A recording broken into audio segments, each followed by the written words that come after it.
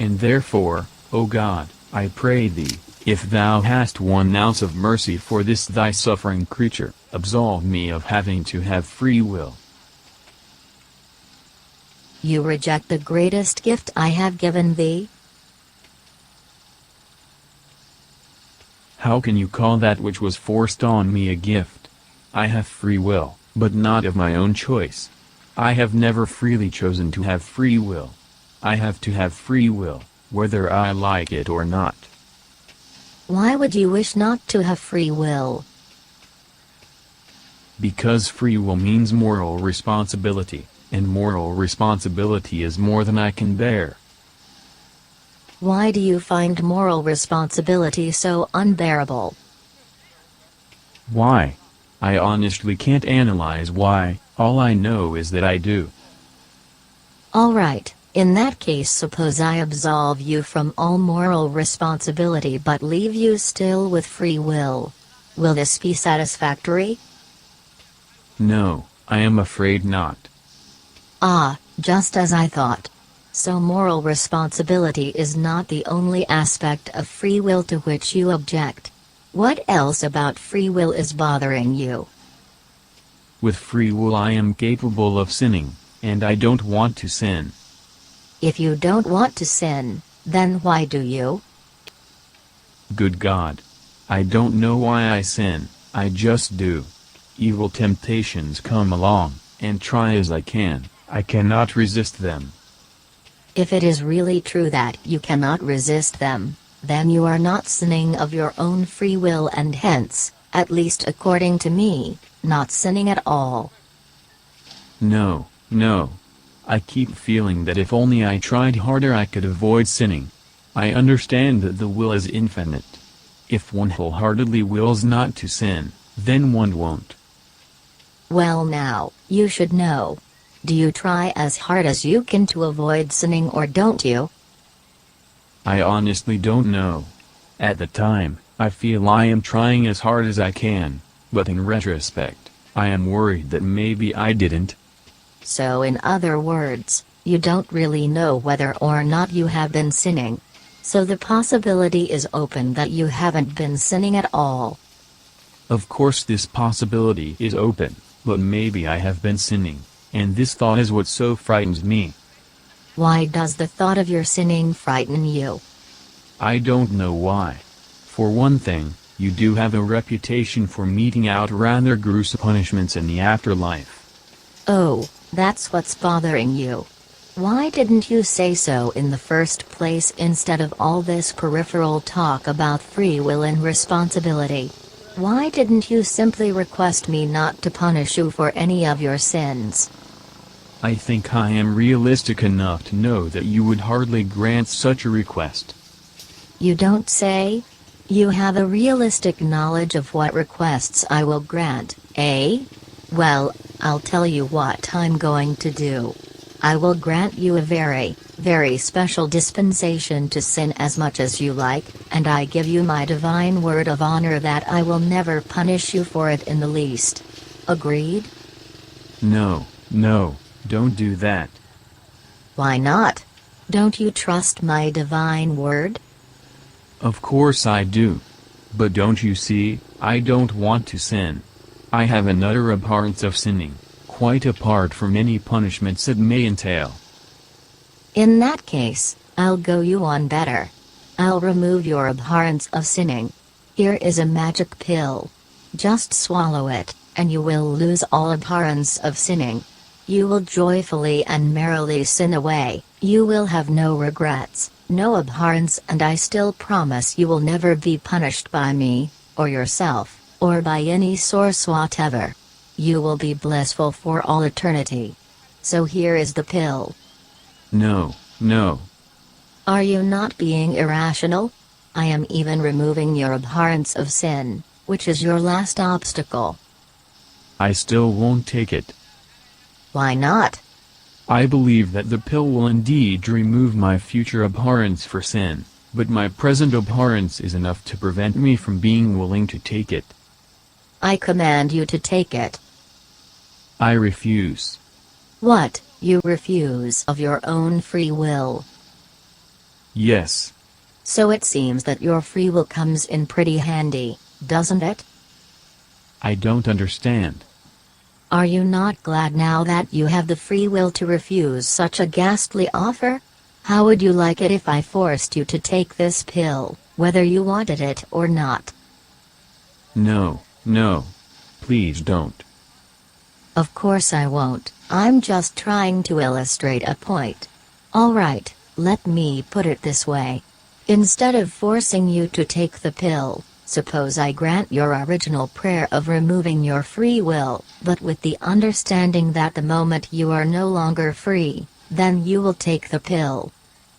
Once my will is gone, how could I possibly choose to take the pill? I did not say you would choose it, I merely said you would take it. You would act, let us say, according to purely deterministic laws which are such that you would as a matter of fact take it.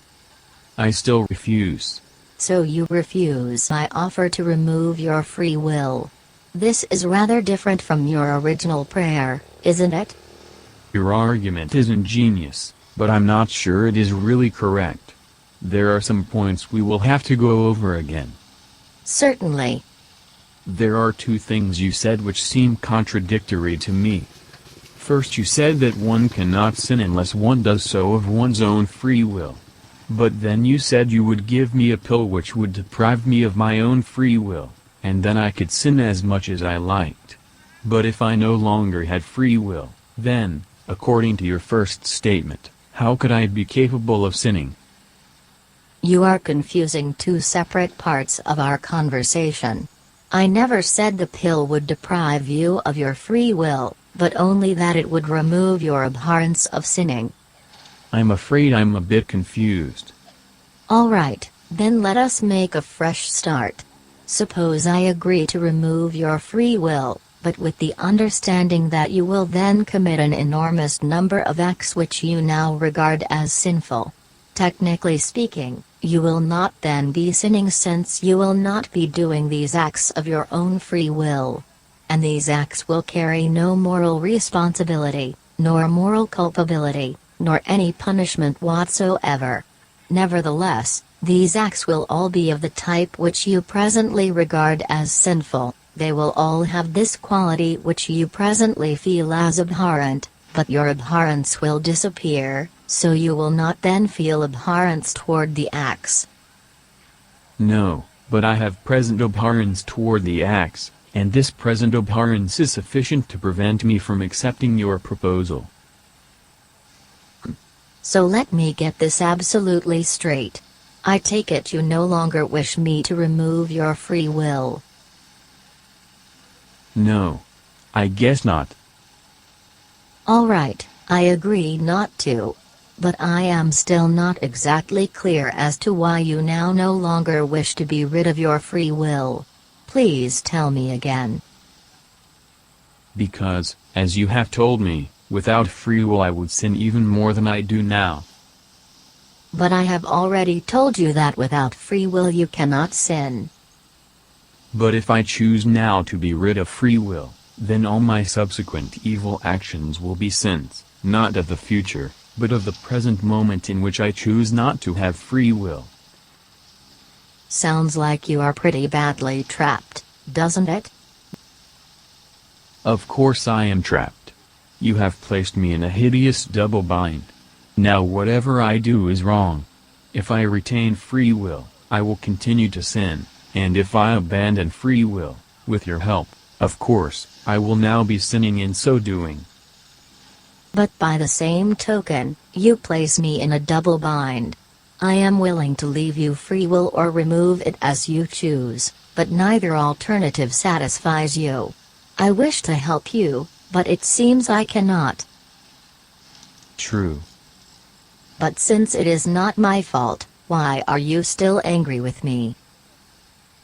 For having placed me in such a horrible predicament in first place. But, according to you, there is nothing satisfactory I could have done. You mean there is nothing satisfactory you can now do? That does not mean that there is nothing you could have done. Why? What could I have done? Obviously you should never have given me free will in the first place. Now that you have given it to me, it is too late, anything I do will be bad. But you should never have given it to me in the first place. Oh, that's it. Why would it have been better had I never given it to you? Because then I never would have been capable of sinning at all. Well, I'm always glad to learn from my mistakes. What?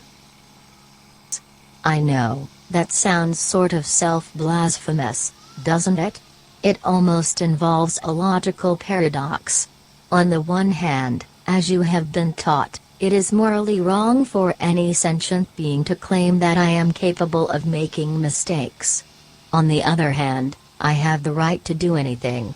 But I am also a sentient being. So the question is, do I or do I not have the right to claim that I am capable of making mistakes? That is a bad joke. One of your premises is simply false. I have not been taught that it is wrong for any sentient being to doubt your omniscience, but only for a mortal to doubt it. But since you are not mortal, then you are obviously free from this injunction. Good, so you realize this on a rational level. Nevertheless, you did appear shocked when I said, I am always glad to learn from my mistakes. Of course I was shocked. I was shocked not by your self-blasphemy, as you jokingly called it, not by the fact that you had no right to say it, but just by the fact that you did say it, since I have been taught that as a matter of fact you don't make mistakes. So I was amazed that you claimed that it is possible for you to make mistakes. I have not claimed that it is possible. All I am saying is that if I make mistakes, I will be happy to learn from them. But this says nothing about whether the if has or ever can be realized. Let's please stop quibbling about this point. Do you or do you not admit it was a mistake to have given me free will? Well now, this is precisely what I propose we should investigate. Let me review your present predicament. You don't want to have free will because with free will you can sin, and you don't want to sin. Though I still find this puzzling, in a way you must want to sin, or else you wouldn't. But let this pass for now. On the other hand, if you agreed to give up free will, then you would now be responsible for the acts of the future. Ergo, I should never have given you free will in the first place. Exactly. I understand exactly how you feel. Many mortals, even some theologians, have complained that I have been unfair in that it was I, not they, who decided that they should have free will, and then I hold them responsible for their actions. In other words, they feel that they are expected to live up to a contract with me which they never agreed to in the first place. Exactly. As I said, I understand the feeling perfectly. And I can appreciate the justice of the complaint. But the complaint arises only from an unrealistic understanding of the true issues involved. I am about to enlighten you as to what these are, and I think the results will surprise you. But instead of telling you outright, I shall continue to use the Socratic method. To repeat, you regret that I ever gave you free will. I claim that when you see the true ramifications you will no longer have this regret. To prove my point, I'll tell you what I'm going to do. I am about to create a new universe, a new space-time continuum. In this new universe will be born a mortal just like you. For all practical purposes, we might say that you will be reborn. Now, I can give this new mortal, this new you, free will or not. What would you like me to do? Oh, please. Spare him from having to have free will. Alright, I'll do as you say. But you do realize that this new you without free will commit all sorts of horrible acts. But they will not be sins since he will have no free will. Whether you call them sins or not, the fact remains that they will be horrible acts in the sense that they will cause great pain to many sentient beings. Good God, You have trapped me again. Always the same game. If I now give you the go-ahead to create this new creature with no free will who will nevertheless commit atrocious acts, then true enough he will not be sinning, but I again will be the sinner to sanction this. In that case, I'll go you one better. Here, I have already decided whether to create this new you with free will or not. Now, I am writing my decision on this piece of paper and I won't show it to you until later. But my decision is now made and is absolutely irrevocable. There is nothing you can possibly do to alter it. You have no responsibility in the matter. Now, what I wish to know is this: which way do you hope I have decided? I hope you have decided to give him free will. Most interesting. I have removed your last obstacle. If I do not give him free will, then no sin is to be imputed to anybody. So why do you hope I will give him free will? Because sin or no sin, the important point is that if you do not give him free will, then, at least according to what you have said, he will go around hurting people, and I don't want to see people hurt. At last you see the real point.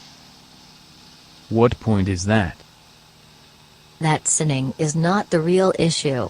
The important thing is that people as well as other sentient beings don't get hurt. You sound like a utilitarian. I am a utilitarian. What? What's or no what's, I am a utilitarian. Not a Unitarian, mind you, but a utilitarian. I just can't believe it. Yes, I know, your religious training has taught you otherwise. You have probably thought of me more like a Kantian than a utilitarian, but your training was simply wrong. You leave me speechless.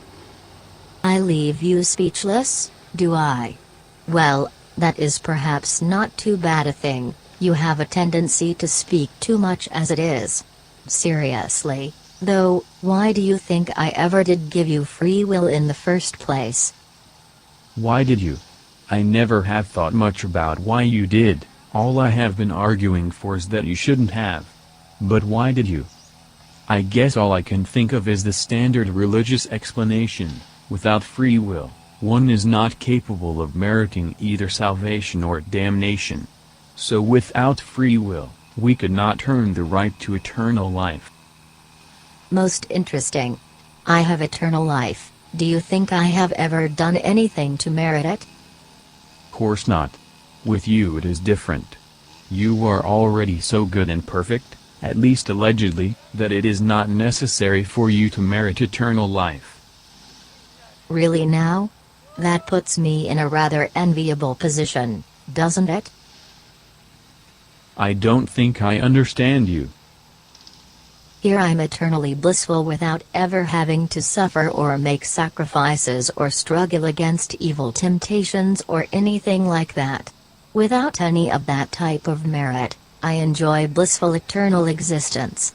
By contrast, you poor mortals have to sweat and suffer and have all sorts of horrible conflicts about morality, and all for what?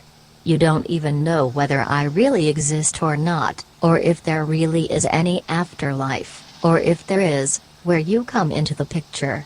No matter how much you try to placate me by being good, you never have any real assurance that your best is good enough for me, and hence you have no real security in obtaining salvation. Just think of it.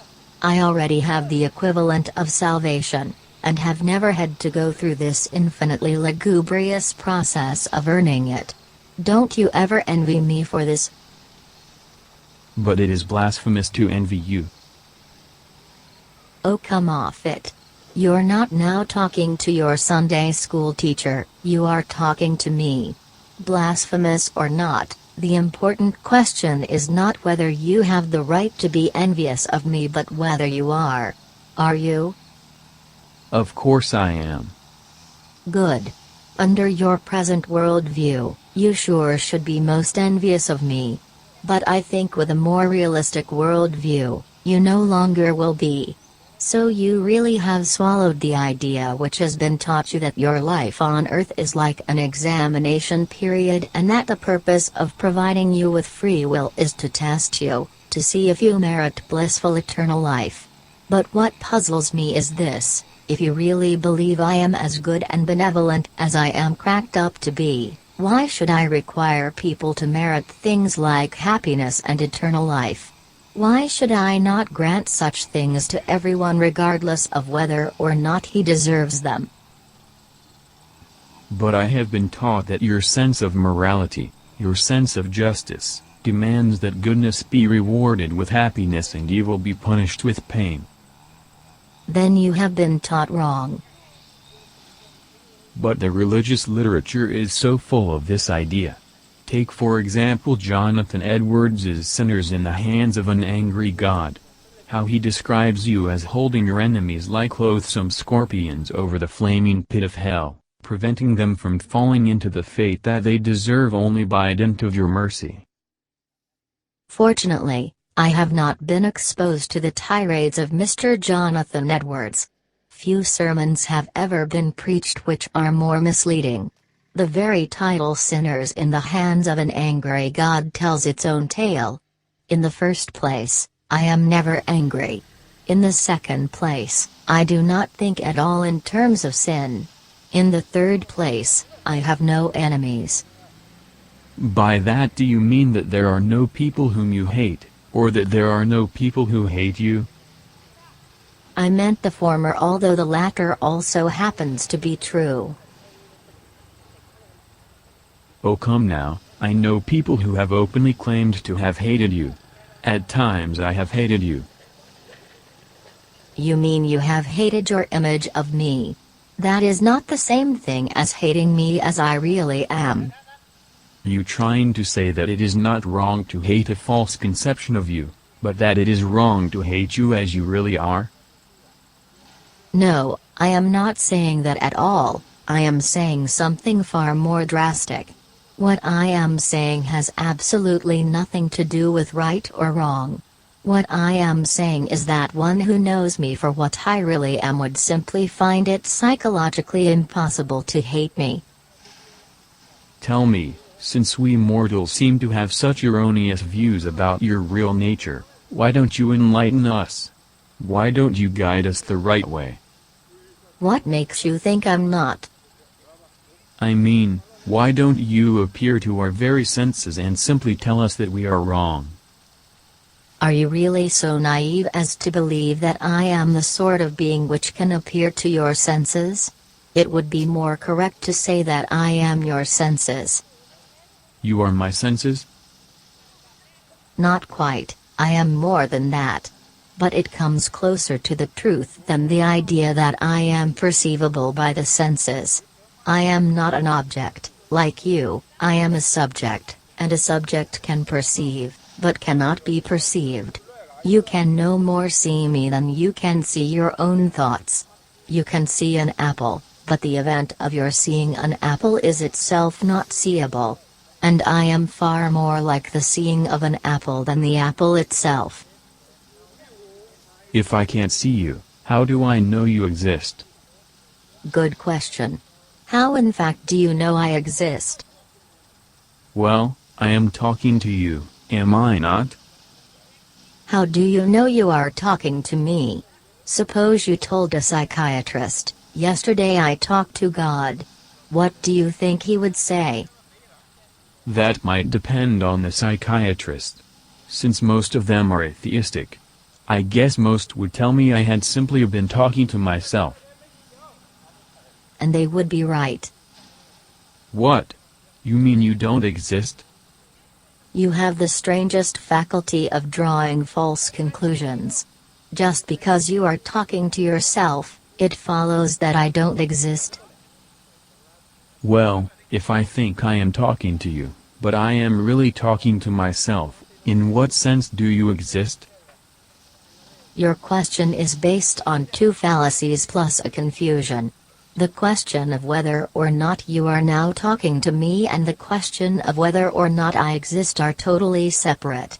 Even if you were not now talking to me, which obviously you are, it still would not mean that I don't exist. Well, alright, of course. So instead of saying if I am talking to myself, then you don't exist, I should rather have said, if I am talking to myself, then I obviously am not talking to you. A very different statement indeed, but still false. Oh, come now, if I am only talking to myself, then how can I be talking to you? Your use of the word only is quite misleading. I can suggest several logical possibilities under which your talking to yourself does not imply that you are not talking to me. Suggest just one. Well, obviously one such possibility is that you and I are identical.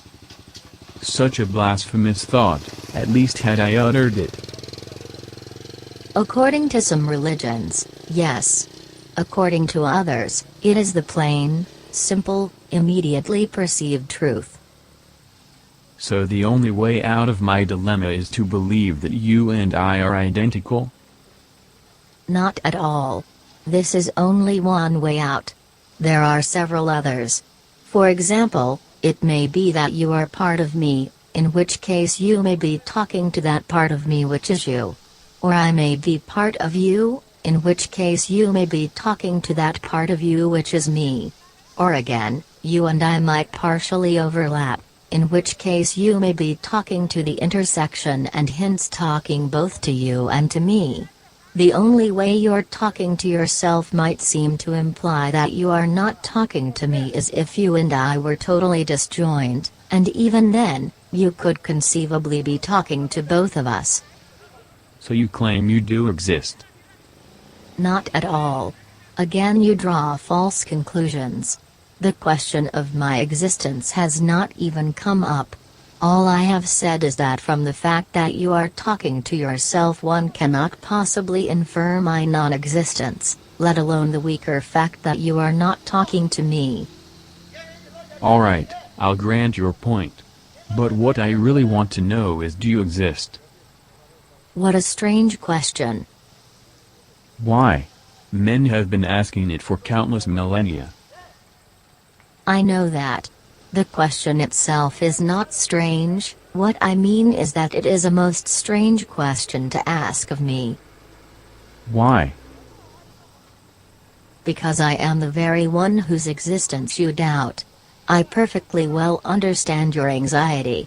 You are worried that your present experience with me is a mere hallucination. But how can you possibly expect to obtain reliable information from a being about his very existence when you suspect the non-existence of the very same being?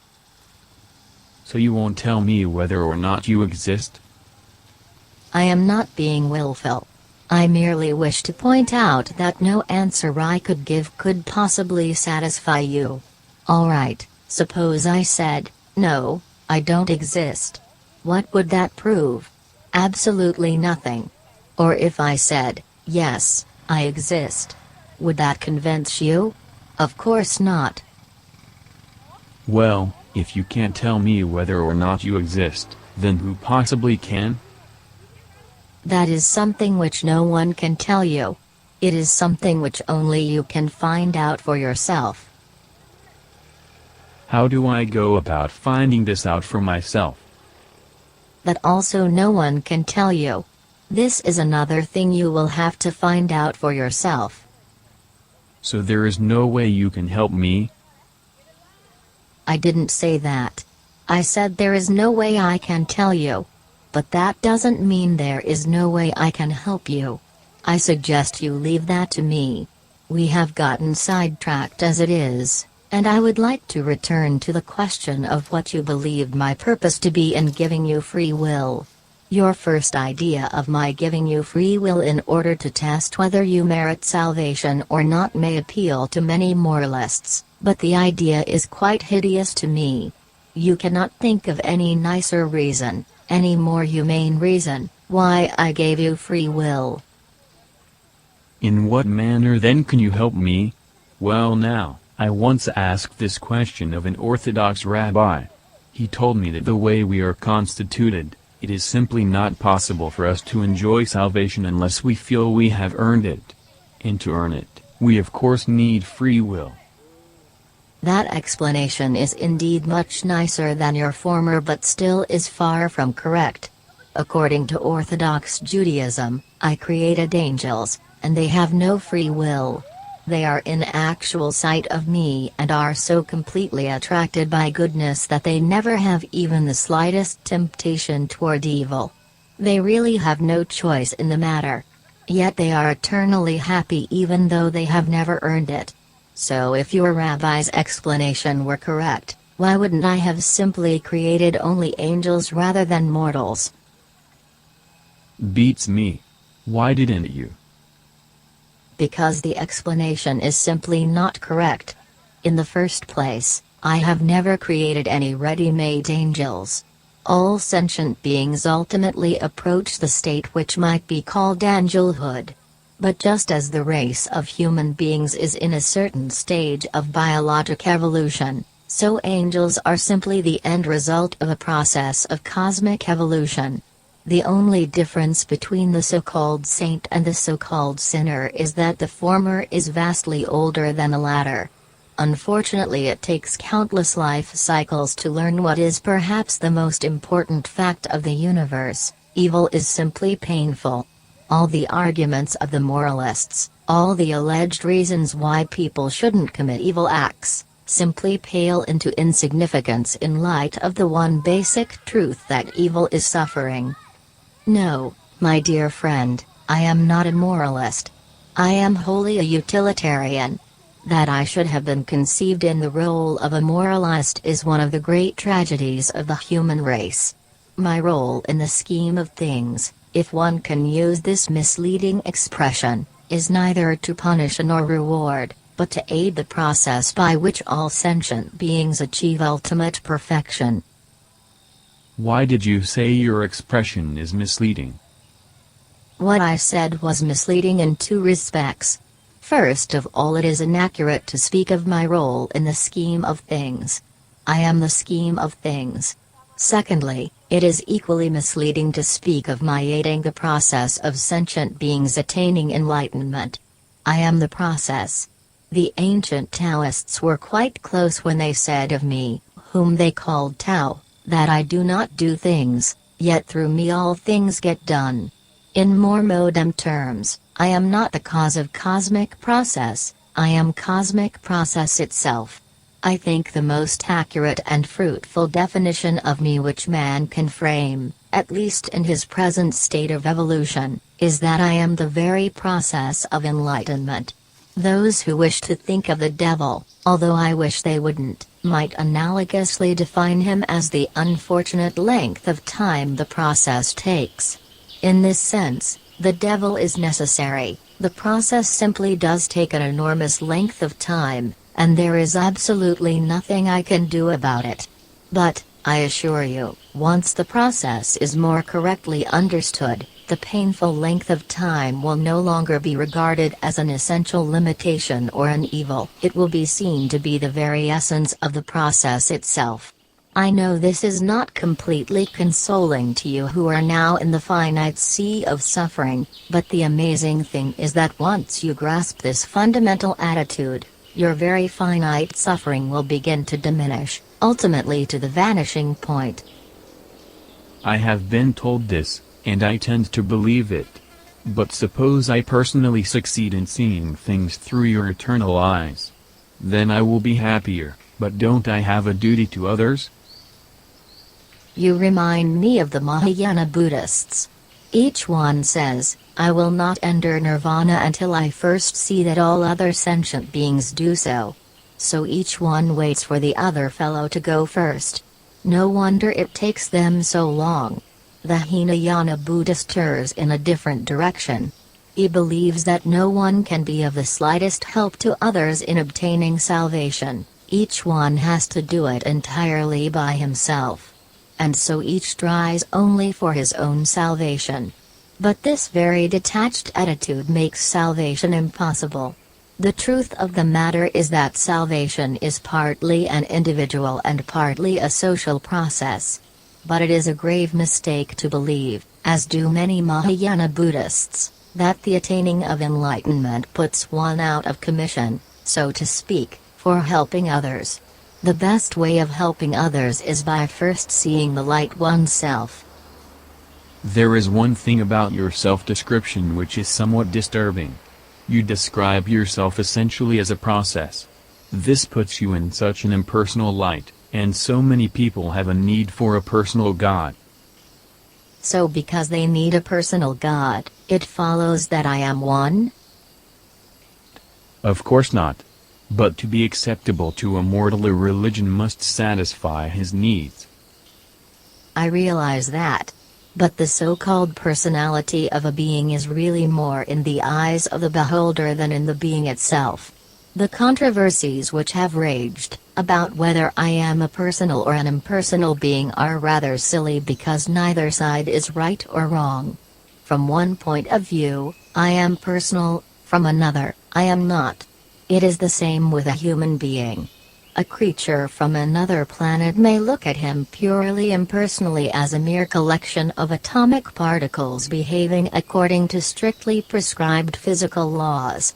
He may have no more feeling for the personality of a human than the average human has for an ant. Yet an ant has just as much individual personality as a human to beings like myself who really know the ant.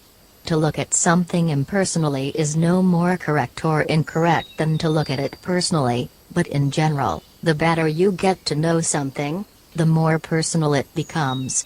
To illustrate my point, do you think of me as a personal or impersonal being? Well, I'm talking to you, am I not? Exactly. From that point of view, your attitude toward me might be described as a personal one. And yet, from another point of view, no less valid, I can also be looked at impersonally. But if you are really such an abstract thing as a process, I don't see what sense it can make my talking to a mere process. I love the way you say mere. You might just as well say that you are living in a mere universe. Also, why must everything one does make sense?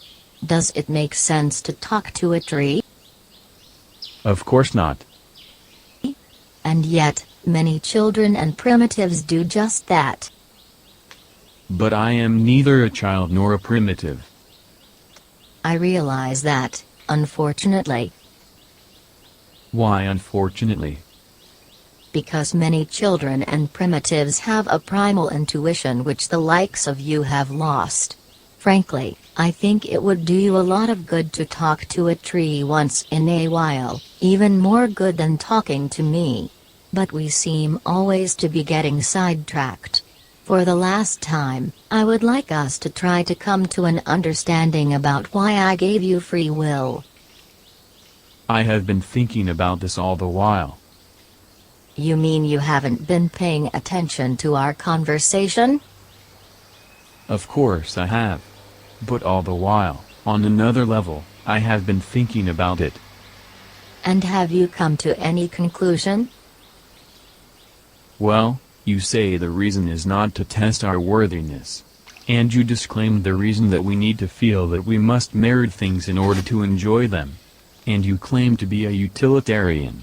Most significant of all, you appeared so delighted when I came to the sudden realization that it is not sinning in itself which is bad but only the suffering which it causes. Well, of course. What else could conceivably be bad about sinning? Alright, you know that, and now I know that. But all my life I unfortunately have been under the influence of those moralists who hold sinning to be bad in itself. Anyway, putting all these pieces together, it occurs to me that the only reason you gave free will is because of your belief that with free will, people will tend to hurt each other, and themselves, less than without free will.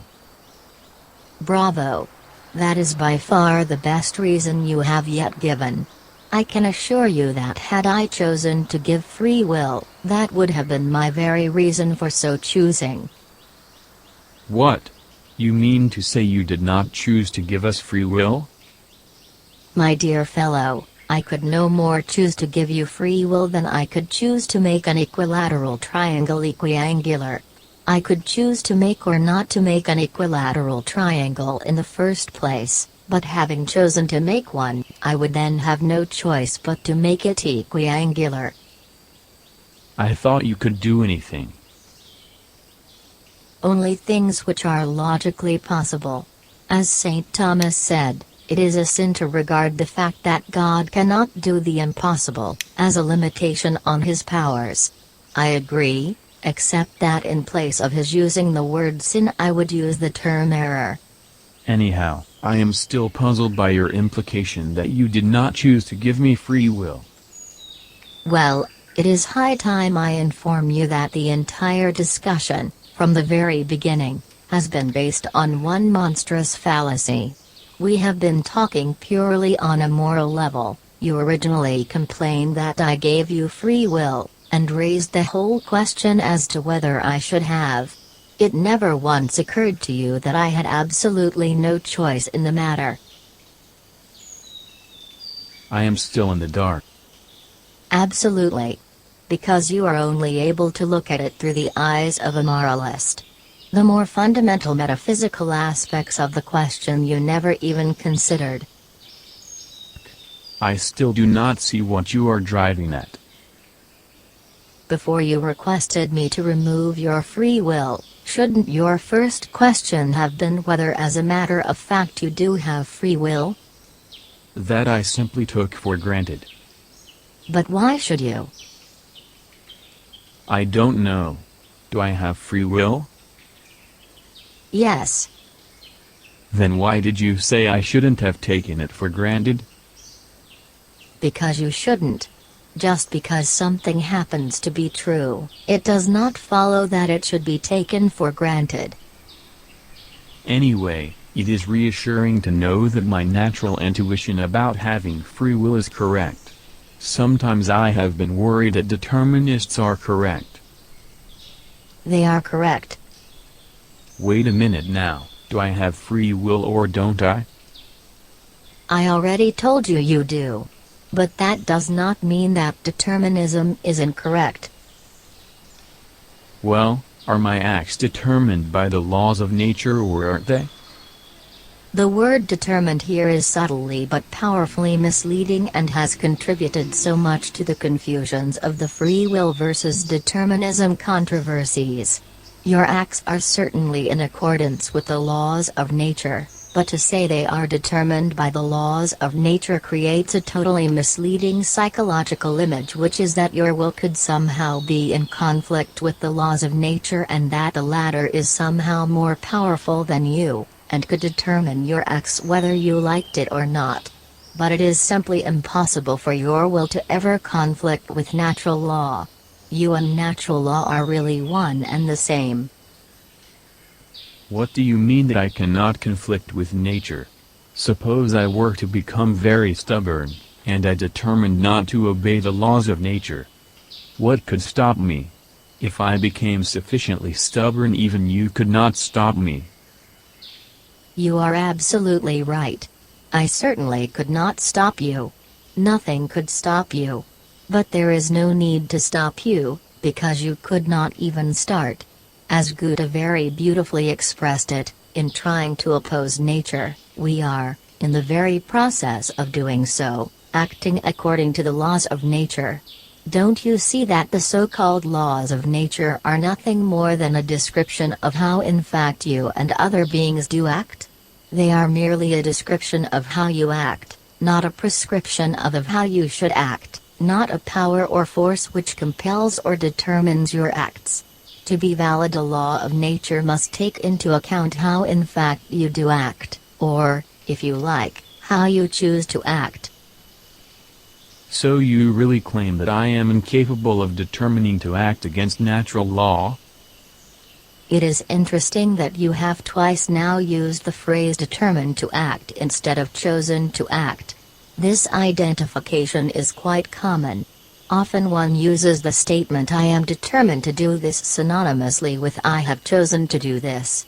This very psychological identification should reveal that determinism and choice are much closer than they might appear.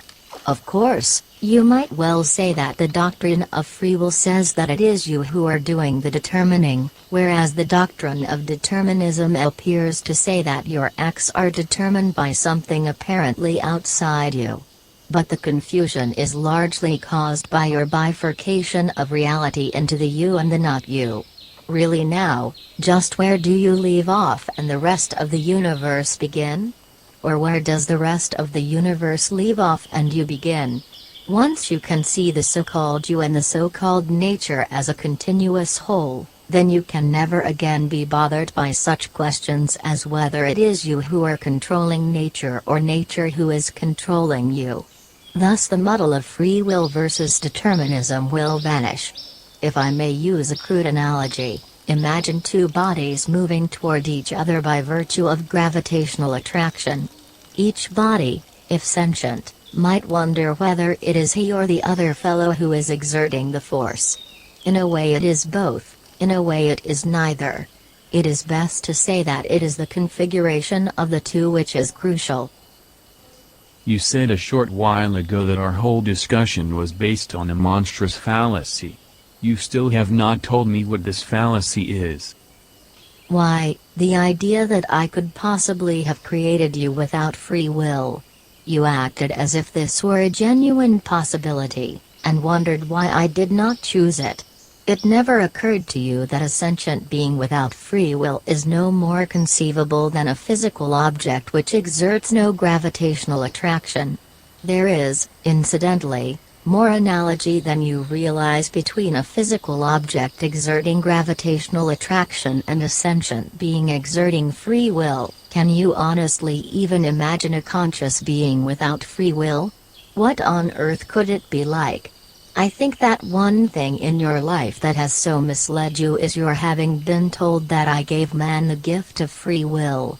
As if I first created man, and then as an afterthought endowed him with the extra property of free will. Maybe you think I have some sort of paintbrush with which I daub some creatures with free will and not others. No, free will is not an extra, it is part and parcel of the very essence of consciousness. A conscious being without free will is simply a metaphysical absurdity. Then why did you play along with me all this while discussing what I thought was a moral problem, when, as you say, my basic confusion was metaphysical? Because I thought it would be good therapy for you to get some of this moral poison out of your system. Much of your metaphysical confusion was due to faulty moral notions, and so the latter had to be dealt with first.